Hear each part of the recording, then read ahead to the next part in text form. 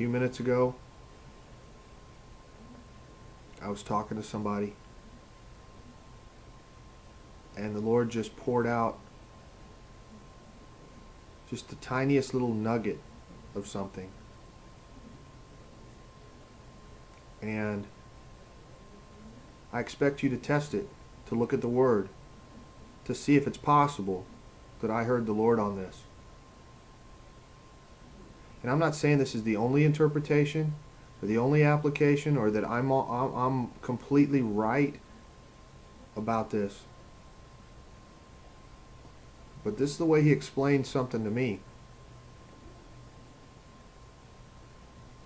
And I grabbed a pillow and put it over my head because I had to be under something for how scary it was. If there'd have been room under the bed, I'd have crawled under the bed.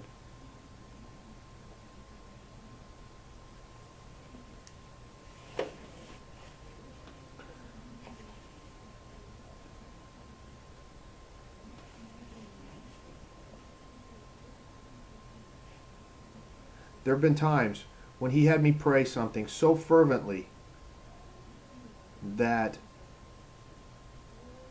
it felt like every cell in my body was pointed at that one prayer.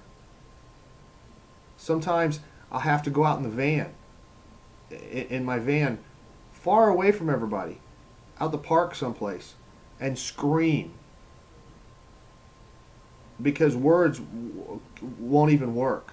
And the immediacy of how bad things are, the scope of how bad things are, the scale, the bigness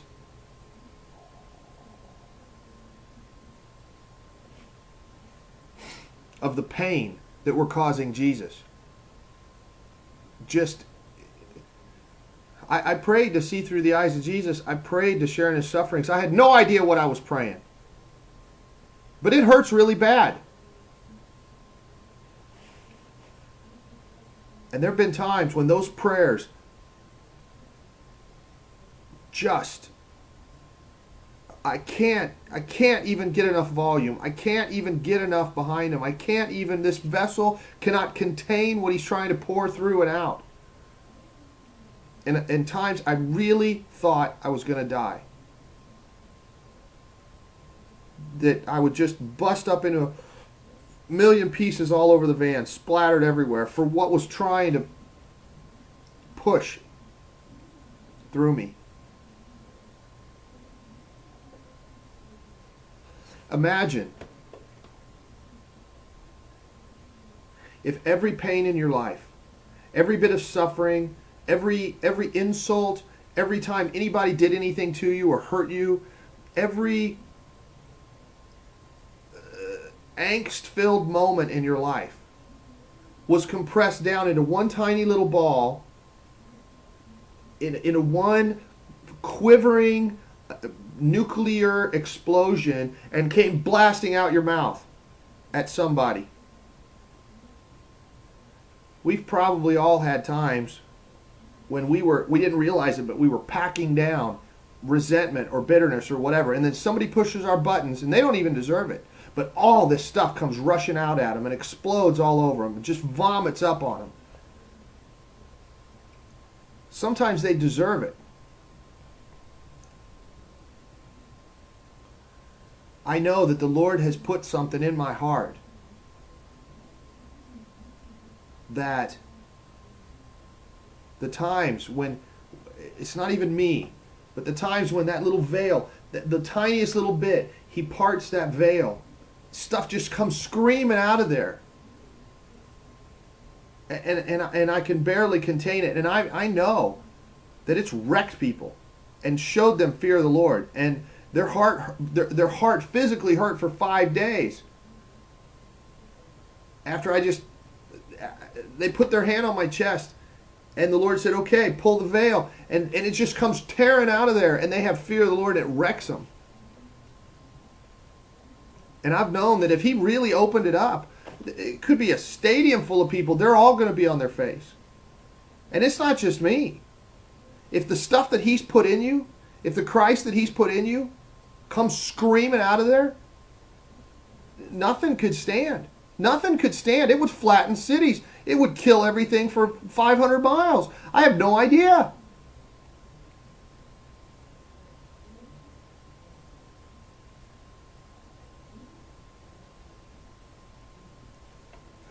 Please. Please listen.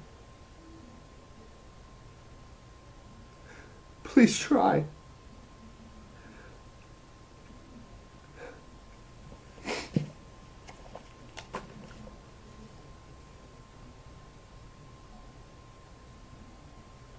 Revelation 19, 11 through 16.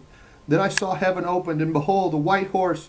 He who sat upon it is called Faithful and True, and in righteousness he judges and makes war. His eyes are like a flame of fire, and on his head are many diadems, and he has a name inscribed which no one knows but himself, and he is clad in a robe dipped in blood. And the name by which he is called is the Word of God.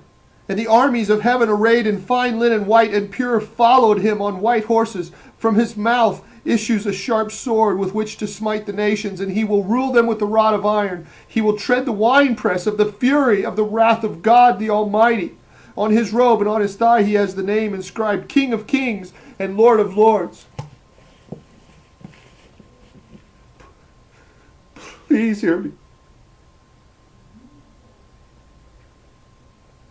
In one flash,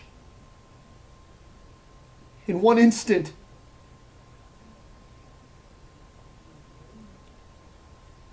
I was talking about that scream that comes out of me, that scream that just...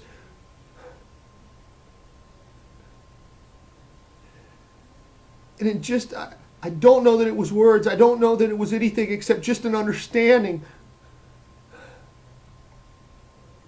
And I don't know that I can even repeat it without it. But in a second he said,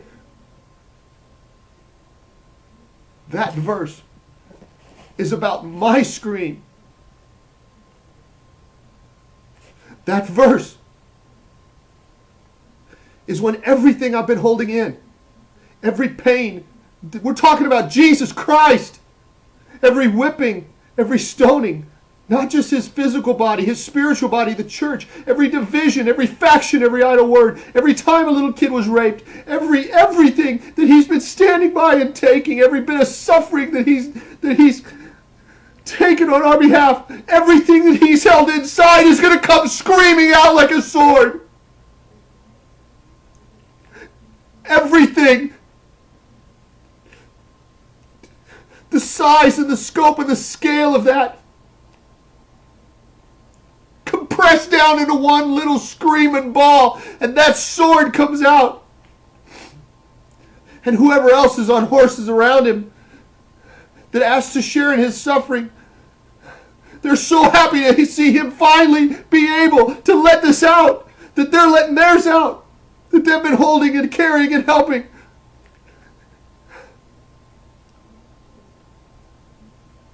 And it will shake everything. And it will destroy everything. And he's not coming as a warm, soft, fluffy lifeguard.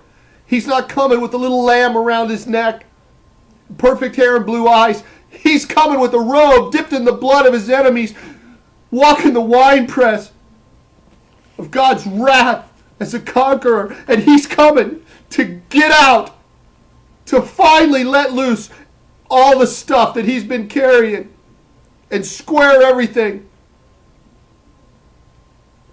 And I do not want to be on the receiving end of that. I do not want to be still standing.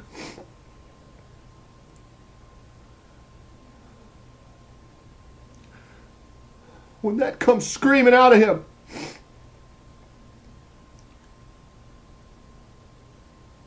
Get right.